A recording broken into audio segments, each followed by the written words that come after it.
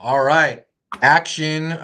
Very excited to be sitting here today with Brandon Neely, financial planner, money man, one of our favorite subjects here on the show, and also the author of Five Smooth Stones, a brand new book that you guys can check out, which he just told me is an interactive money journal, which sounds very cool.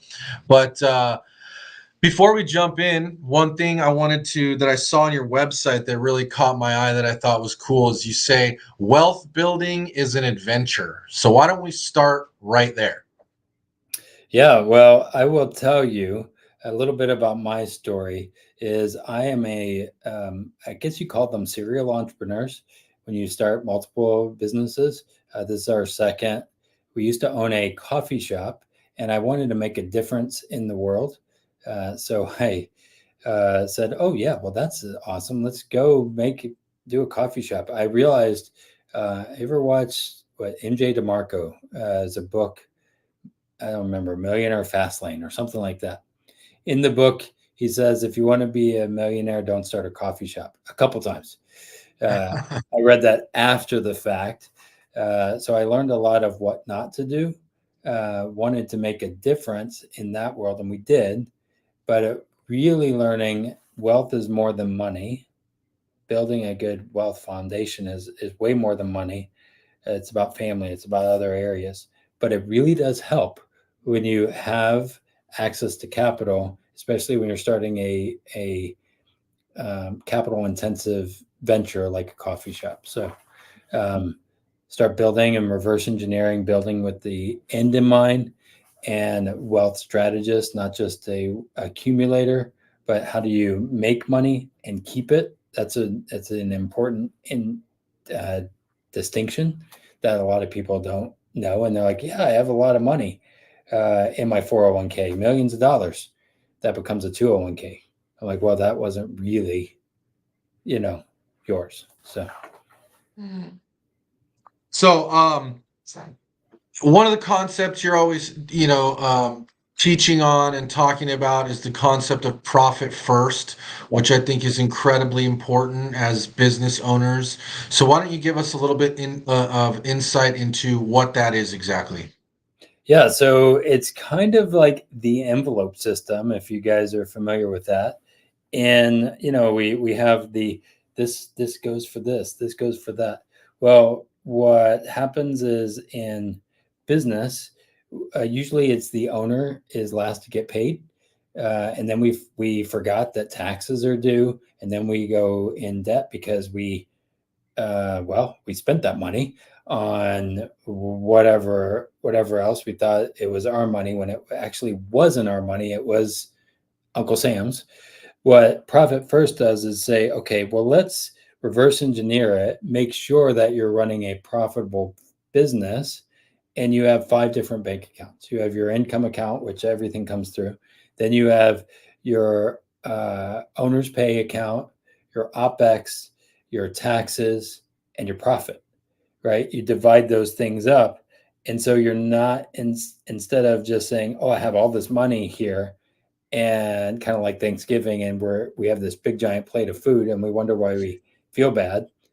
We break them up into smaller plates so we don't eat all the food and think that we're bigger than we are, right? So that's kind of in essence what the profit first system is, and also making sure that we're paying ourselves in a systematic right way, because there's a lot of businesses in real estate, right? We have windfalls that come through, but we have to like make sure it's not just all of a sudden, hey, I'm rich now, and then we have a life like we're having now, where the deals aren't as prevalent. How do we get through those kind of times? And that's why like profit first. Okay. And can you give us some examples of like profit first in use, or maybe tied to like real estate professionals in general, or kind of how we should be looking at that? Yeah, so I can tell you I use it in conjunction with my infinite banking policy, because I am a banker yourself and strategist in that as well. So it just so happens that one of my accounts happen to be a life insurance policy, right? So I, this is me personally. I have my OPEX account. I have my income account as well. And then as my money and my business is going well, I used my policy, right? This is totally crazy. I'm also saving, so I'm saving for my future, doing all that kind of stuff personally. But I used my policies to buy my office condo, and then I became the renter of my office condo. I'm an Mm. owner and I'm a renter, and then I'm paying myself back. So that brought down my tax liability. But I also, in Profit First, I want to make sure that I have enough money to pay for taxes. But owning the real estate and using my policies, flow of money, I'm able to then um, lower my tax liability because of depreciation, right? Mm. All because, and I'm not in the banking business. I guess I do infinite banking and all that, but we're all in that business. How is the flow of money going to go through us, and how do I capture it to recycle and use for the next deal, or doing note investing or other real estate things? So as I've been running my financial firm, I'm like, oh yeah, we're all in real estate. It's important. I just would rather not have to um, pay that going out to somebody else, right? Yeah. So are you actually talking about multiple bank accounts? Like you're explain to me how I would start implementing this system. Yeah. So from a profit first system, I do have multiple accounts, multiple bank accounts, because what Mike McCallowitz says is um, you want them separate. Like you want it to be like, hey, if I'm going to take money from my income account to pay this, I want to feel it. I don't want to just say, oh, okay, that was easy. Let's just move it from one YNAB thing to another. But if it's in a different account, it's harder to do the cheat yourself, right? And then we do the profit distributions on the 10 or the 3 times a or 4 times a year, right? When we do our profit distributions. You also want to make sure as you're doing a profitable business that you're paying yourself like a profit. Like Mm. we this is crazy to me that we will invest in other things, want a stock distribution because we invested in Tesla and we get mad if they don't make any money. But yet in our own business, we feel like it's stealing and taking money, a profit from our own business. I'm like, well, what's the difference? Except that you're invested more in your business. So Mm. why shouldn't you want to do that? Right. So just making the habits to do this every time. And then what I've done for me is I am in a commission based system, right? So I might have a month that I make $100,000 in income, right? But what I do is that all of those have to pay for staff, pay for office, pay for the various things. It's not just 100,000 all mine. You're a business owner, you know what I'm talking about, right? Yeah, of Uh, course. and so we have to like disseminate it, make sure that my OPEX is going to cover my payroll, right? And I might have a separate within OPEX a payroll account, right? And then what I've done over time is I've given myself raises and I pay myself a salary. And then as my business is growing, my salary increases.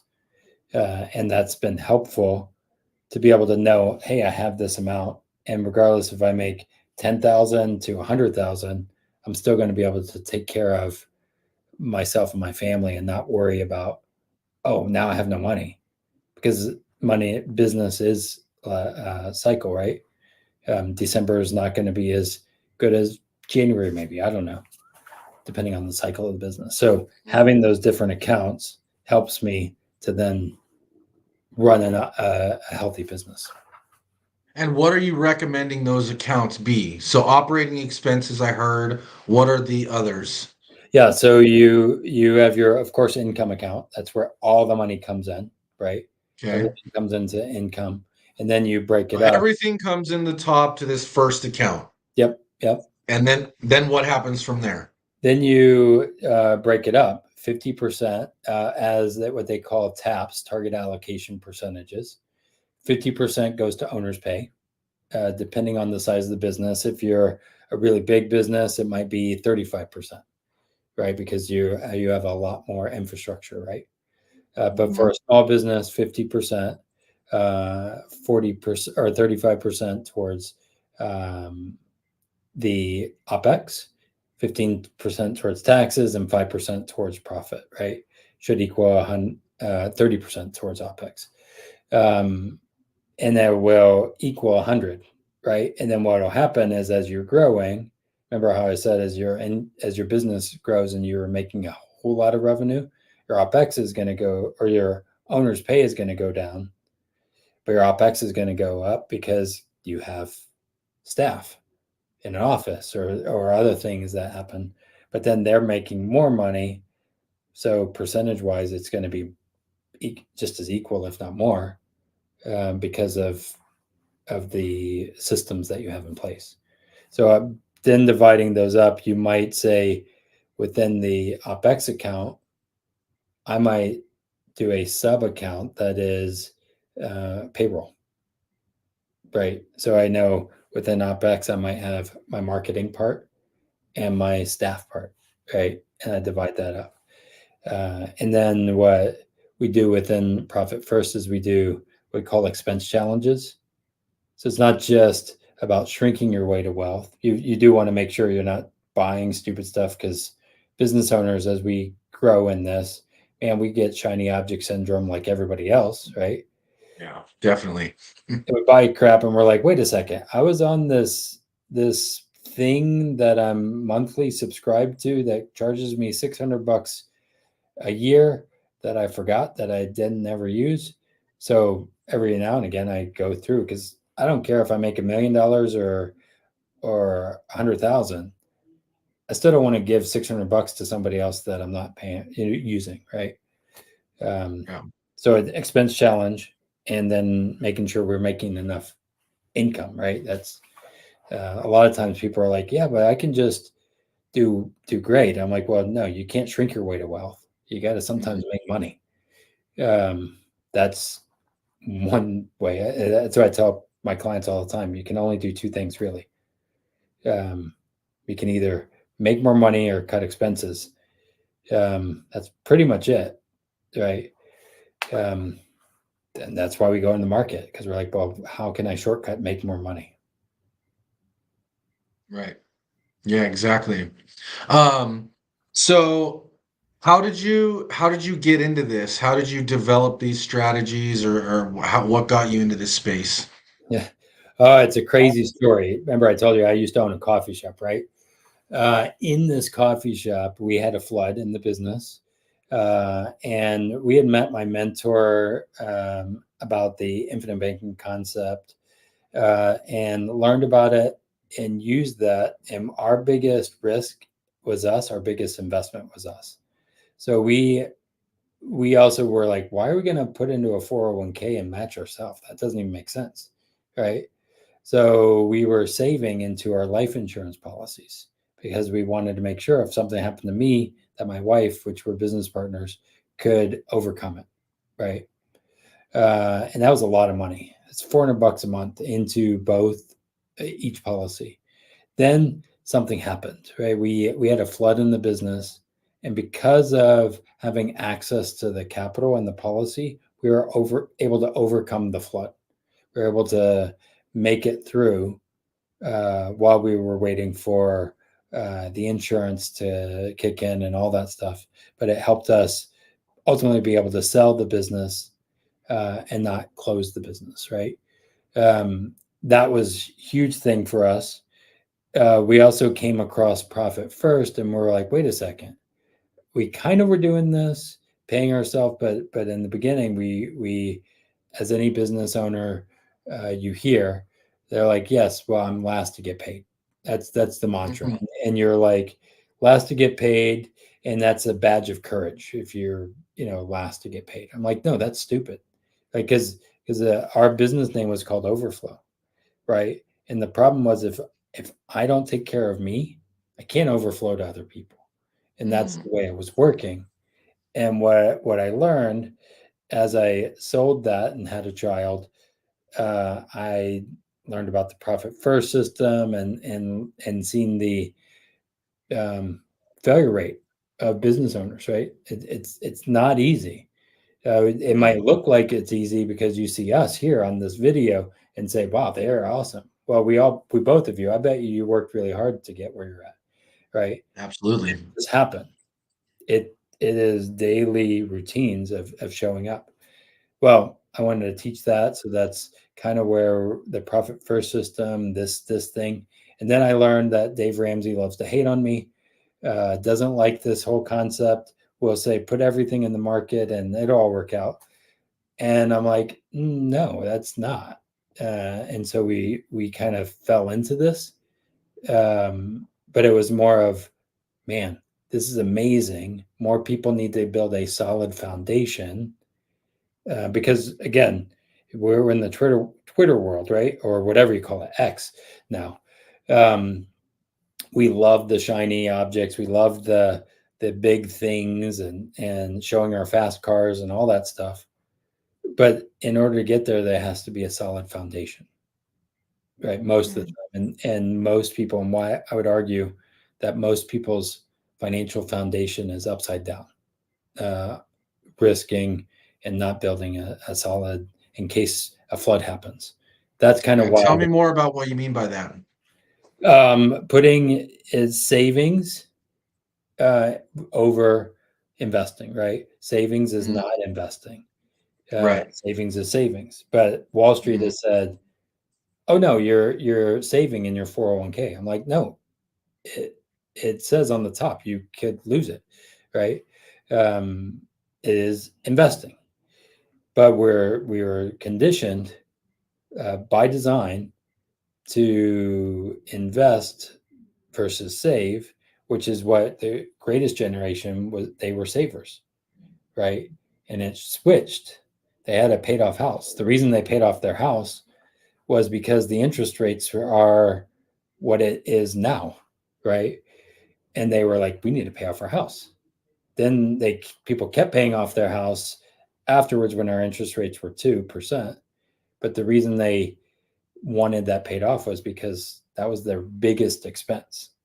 Mm. Now we have credit cards and everything else, and we're told, well, you deserve it. Just use a credit card. That's that, and you do deserve all this. I'm like, no, you don't, because again, our financial system is we want to. We're taught to consume, you know, and that's a hard thing to think about building a good foundation.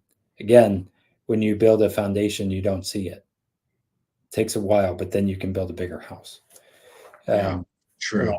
I don't think that a lot of people want the work of building a foundation. So that's kind of savings, building a idea. The richest man in Babylon, 10% of all you earn is for you to keep. Building those muscles, and then I've never said a dollar amount in this whole thing. I just say percentages. Yeah. Yeah, exactly. So one thing, we talked about the profit first. Another thing I keep hearing you bring up is foundational. So why don't we talk to me a little bit about what that foundation looks like and how we should be thinking about setting it up. Yeah. So the first thing I like to think about is this idea of what will you do when you're 82 kind of idea. A friend of mine Mhm. says that a lot. Is a lot reverse engineer. Any good business will reverse engineer what they want to happen, right? Want it to be like. And so as I think about foundational wealth, I want to begin with the end in mind. I want to begin with, as I have a 5-year-old now, but when I started my policies, my business, he wasn't even a thought, right? So thinking about where am I going to be, or what's going to happen at the end of life. Where do I want to be when I'm 80? Where do I want to be when I'm 70? All of those kind of things to be able to um, overcome um, the inertia of now, right? So I'm building the foundation of that, and again, it's percentages, and I just keep leveling up. I keep growing the amount of savings and growth in there. It's kind of echoing to me. I don't know what happened, but You're um, right. You're right on my end. cool. So anyway, those are things that I think about when it comes to foundation and making sure, like, again, how do I protect my family, give them a leg up? And I know my son is, I was raised by a single mom. My son now, I'm like, holy crap, you're going on trips, you're doing all kinds of things that I never would have done when I was 5. I'm not lucky if I got the Happy Meal, right? And that's a fun thing. And to be able to say, as we grow our business, it's building a foundational business, right? The other factor I think about is a lot of times we compare ourselves to other people. We say, well, I'm not like them, right? I'm not where they're at. I'm like, dude, I have a 5-year-old business, right? It takes a while to build the foundations of Hmm. that, build the infrastructure, build the CRMs, build the staff, all of that. But as you build the foundation, you can do a lot more, right? Um, and so it's same thing in wealth, right? You have to have a good savings. So in case the oh crap things happen, you're not going to a credit card and they're saying, oh yeah, we'll help you. Here's a credit card, 22%, and we wonder why we're broke. Like, yeah, Mm. you because you work for a bank for part of your life, right? Um, most people aren't even thinking about that stuff. Yeah, yeah, it's a good point. Um, and then on kind of a similar note, just like cash management strategies, cash flow strategies, anything. What are your thoughts on that? How to just kind of manage cash as it's coming in and out of the business? Yeah, I use the percentage model, and what I like is as I'm doing profit first, what happens lately is we have way too much in those big accounts. What do I do with it? That's a better problem to have than uh, where is the money that Hmm. I didn't make. So there's two ways of making sure. One, if you are a small business, maybe you need to be leaner and cut some things, right? And be real, right? Don't just say, "Oh, well, I'm going to use it. I'm going to use it in 3 months." Cut it. Who cares? What then? In 3 months, resubscribe to whatever it is, right? So that's one thing, and knowing that as uh, as I'm putting in money, 100% going into that income account, I'm distributing it out to those places. What that tells me, if I have an OPEX account, right, and I know basically how much a staffer costs, right, then I know when it's time to get another staff Mm. because it's in there, right, Mm. and I can plan accordingly and do it efficiently and not just say, oh well, I'm gonna just get Shark Tank money or something. Um, right? You know what I'm saying? Like, so a lot of people are like, yeah, well, I'm just gonna get a private investor. Well, they're gonna want to make money off of Yeah. you, and so we have to realize that everybody's in the money game. Doesn't matter which side we're on. Um, but I want to make sure it's working for me. So those are important things. And then if you have a lot of money, how do you multiply it? So now for me, my business is great. I'm now filling up my policies, growing that. My business is running efficiently. I'm making more than I've ever thought I would make. And I'm like, oh, and I don't need to buy a bigger house. I don't care about those things. Maybe that's stupid or not, but I'm like, that's stupid to have a big house if I don't need it. To Um, each their own. right? And so I'm Yes. I'm like, well, okay, well, I'll put in a policy and then I'll do note investing or something, Mm. because then I could give somebody money with my policy and it's low interest rate to give it to somebody else at 12% and I made money, right? Yeah. That's a good So deal. are you manually moving these percentages, or does this automatically happen somehow? Like you set the percentages, and when a dollar comes in, it just gets distributed out, or how do you facilitate that? So right now we do a lot manually ourselves. We could get a bookkeeper. I mean, you could. I mean, I guess you could, depending on how. Um, I'm a control freak, right? We both are. My wife and I, and sometimes I don't want certain people to see things, so Yeah. we manually do it ourselves. At least at this point, right? Maybe at some point we might be like, I want a bookkeeper to do all that. It can be done. Also, in our community, we have a Excel document. We can put in the numbers, and it's going to tell us how much to put in because Mm. it's all percentage based, right? I can make a formula, and then that's going to tell me what I need to do, and I don't have to think about it. I just say, okay, I made $100,000. Divide that up. Yep. There you go. Yep. And that's pretty easy.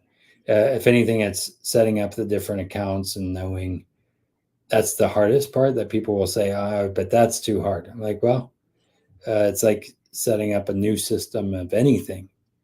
Once you set it, it's easy to just keep going, right? Yeah. Um, so with that And then, system, we have that. so the owner pay bucket, is that different than your investing bucket, or is that what goes into your investing bucket? Yeah. So as I'm growing now, it might go into that. It's still going to come to me as an owner, and then it'll go out of the business into me, and then I'll start using that. I have separate policies that I used. My life insurance policies, personally, I used them to buy my house, and I paid it back. Nelson Nash, the founder of Infinite Banking, said, "Don't steal the peas." So I'm always paying it back.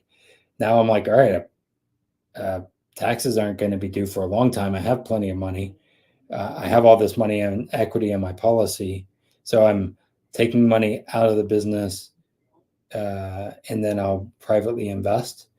Or maybe I'll do something within my business as a Mm. note. Or I might buy another office because we're growing, right? Mm. The fun thing is it depends. Yeah. Right? Within the business, though, I'm going to leverage other people, and maybe it's something I want to be more passive about, and I'll just let somebody else help do it. Um, I think don't be just passive and you give it to an advisor. Like understand it, right? Or not Mm. an advisor, but a 401k kind of stuff. I'll do notes and people I've vetted, right? Yeah. But I could still Yeah. lose it. Definitely. That's the other thing. It's okay, but I know I've covered my nuts, or you know. Yeah, exactly.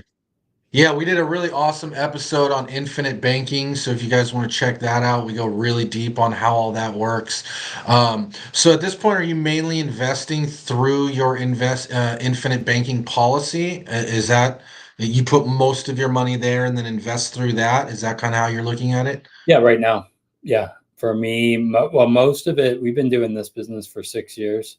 So my biggest investment is us and our business. Uh, Hmm. and so that's been our bulk of what we've been doing lately. But now we're growing and saying, okay, now this is good. Um, this is a really solid business, right? Now we are branching out and starting to do some of that. The interesting thing is real estate is changing quite a bit, and we're like, all right, what do we do? Because the rules of 2 years ago are not the same rules. And as much as grandmas are coming in and everybody else still thinking it's like, which is kind of weird to say 2020, It's not the same, right? Um, Yeah, but in this, you're in this space, you know exactly what I'm talking about. right. Um, and so having somebody that understands what's going on in real time, because the Fed does control little bit of things. And so, what are your favorite types of investments at this point? Besides myself, that's the biggest investment, and my wife, and this book. Like, we invested in this book that we've created. Uh, Mm, I think doing like notes, single family homes, I think is still a good thing. People are still buying houses, yeah. and people are still in the real estate world. There's still people are like, yeah, I'm gonna go make a lot more money. The problem is when as the interest rates out there are getting challenging, it's easier for us actually to make decent money. Mhm. Whereas it might have been like, oh yeah, but the interest rates were this low, and you're going to charge this. That doesn't make sense, right? But Yeah. now they're almost very similar, Now uh, private money looks a lot better. right? And then I'm like, oh yeah, and isn't it interesting? 2 years ago, they're like, and again, it might shift in 2 years. I don't know what's going to happen. If anybody here has a crystal ball, they can sell me. Uh, Yeah, I will buy it. I will invest in your crystal ball. If awesome. it, Yeah. Um, cool. So, couple questions I like to ask everybody towards the end here is to implement the strategies that we've talked about today. Are there any apps, tools, softwares, anything that you recommend that we should be checking out or be aware of? Yeah, I think the biggest app we should be using is our own head here, right? You know how many people I talk to on it, and they say, well, Dave Ramsey says this, or that says this, or whatever. Use your own head. I think most people forget about that application and what they that thinking time, like what is it? The road less stupid. Mm, Uh, thinking time, doing that. That's why I do a financial analysis with everybody, right? To understand and say, all right, how does this going to work, right? Because you could have all the apps, but if you don't know how to use it or think, it doesn't matter, right? mm, There's a lot of shortcuts out there, but the reason that I think a lot of people are broke is they've given up thinking to somebody else. So um, I think that's an important part. Finding people that will ask you the right questions, challenge you, understand how taxes work. Like for me, I think about taxes all the time. I'm not a CPA, but I think it's important to know, yeah, at least on absolutely. It's to one of your biggest expenses. You got to learn about it. right. So that's Yeah. why, like, getting rich while paying taxes. I just funnel it through a policy, and then I'll pay taxes. Mm, Um, that's a powerful thing. So understanding that, and then I use YNAB. We have a Mighty Networks community, which is an app. Shoot, what was the one you said? Wine? YNAB. You need a budget for You need budget. to budget.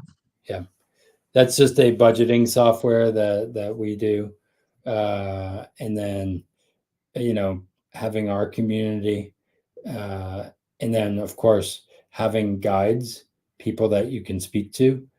That's probably your biggest shortcut. If you know the right people to call to ask, have you ever experienced this? Um, it's better than any app you're going to find on your phone. Relationship. Yeah. Yeah, without a doubt. That is the shortcut.